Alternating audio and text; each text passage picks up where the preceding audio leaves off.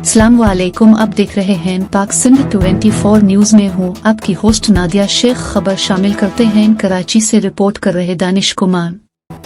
MA Rajput goods transport के रहनुमा राना अशरफ की तरफ से इफ्तार पार्टी दावत दुआ होटल माड़ीपुर रोड पर इनेकाद किया गया, जिसके मेहमान खास SHO कल्लली राव शबीर ने शिरकत की। दीगर शुल्का में UC 09 के chairman Ghulam Yasin Khan, MCB bank manager Umar Ishaq, म्यू Chaudhary, Zahid Chaudhary, Aamir, MCB bank chief Kishar Mithan Maheshwari ने शिरकत की। आखिर में SHO कल्लली की तरफ से तमाम शुल्का का शुक्रिया अदा किया गया।